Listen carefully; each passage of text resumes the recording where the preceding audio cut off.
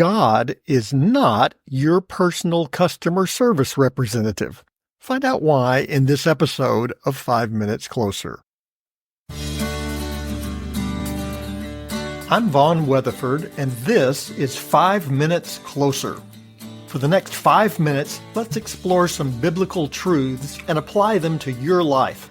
No podcast, including this one, can transform your life or give you what you really need. Only Jesus can do that. You can find out why in what I've called the first five episodes of 5 Minutes Closer.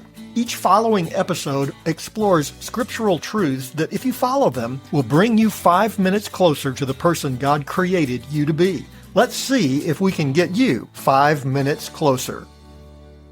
Customer service representatives have my respect. I can't imagine what it would be like to go home every evening having spent the entire day listening to people complain. Sometimes we treat God like our personal customer service representative. We only go to him when we have a complaint.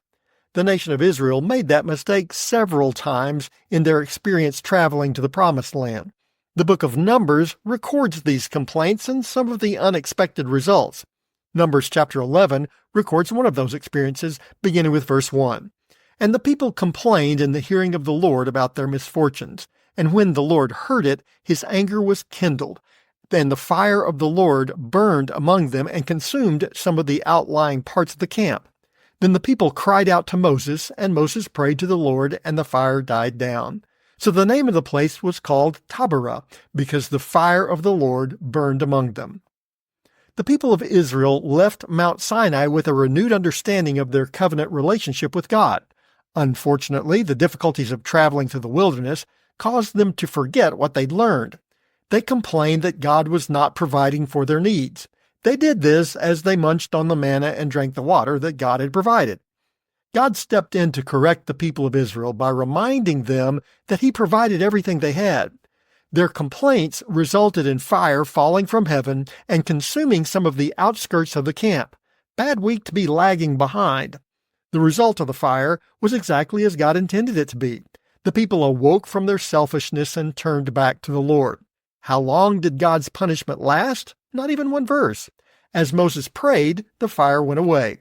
God sent the fire not out of hatred or vengeance. He sent the fire out of his love. He knew that as the people of Israel entered the Promised Land, they would need him. Only God could provide what they needed. The fire was a reminder to the people. The name of the place, Taberah, which means the burning place, was also a reminder. Would they remember? Unfortunately, not so much. The nation continued to complain and rebel all the way to the Jordan River, only to be turned back, forced to wait for a new generation to receive what God had promised.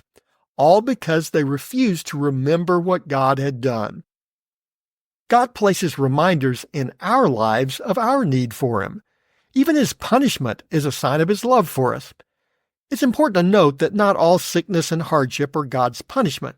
Look no further than the sufferings of Christ or Paul's thorn in the flesh. But God does use punishment in our lives, particularly when nothing else seems to work. When God punishes, take note. If he didn't love you, he wouldn't bother. God's punishment is because he wants to warn you.